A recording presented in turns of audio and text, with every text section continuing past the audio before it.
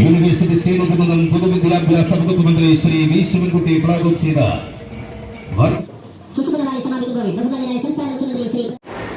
ശിശുദിനം നമ്മൾ കുട്ടികൾക്ക് വേണ്ടിയുള്ള ദിവസമാണ്.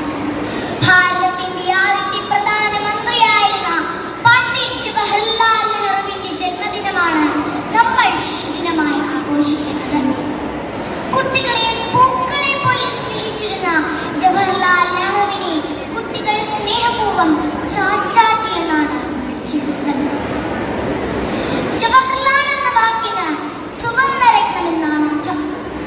ഇന്ത്യ എന്ന വലിയ പൂന്തോട്ടത്തിൽ ചുവന്ന രത്നങ്ങളെ പോലെ തിളങ്ങുന്ന പനിനീർ പൂക്കളായിട്ടാണ് ചാച്ചാജി കുട്ടികളെ കണ്ടിരുന്നത്. ലോകമുറങ്ങി കിടക്കുമ്പോൾ ഇന്ത്യ സ്വാതന്ത്ര്യത്തിലേക്കും ജീവിതത്തിലേക്കും ഉണർന്നു എന്ന് ദില്ലിയിലെ ചെങ്കോട്ടയിൽ ദേശീയ പതാക ഉയർത്തി പണ്ഡിറ്റ് ജവഹർലാൽ നെഹ്റു പ്രസംഗിക്കുമ്പോഴും ഗാന്ധിജിക്ക് ഒരു ദുഃഖമുണ്ടായിരുന്നു.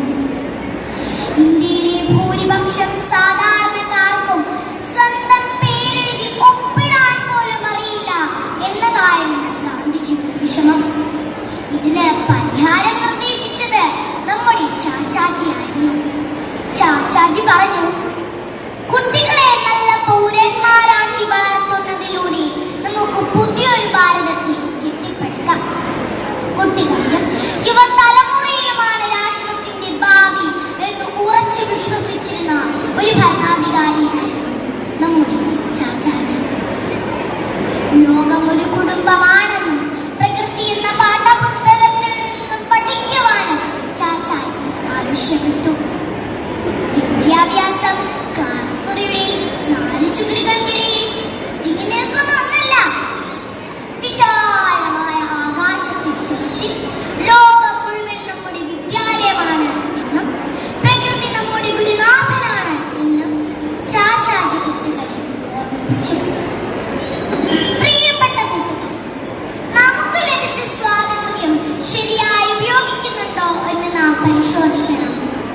രാജ്യത്ത് കുട്ടികൾക്ക് നേരെയുള്ള പലവിധ ആക്രമണങ്ങളും പീഡനങ്ങളും ബാലവേലയും വർദ്ധിച്ചു വരുമ്പോൾ തകരുന്നത് നവഭാരത ശില്പികളായ കുട്ടികളുടെ ജീവിതം തന്നെയാണ്. നമുക്ക് കാടും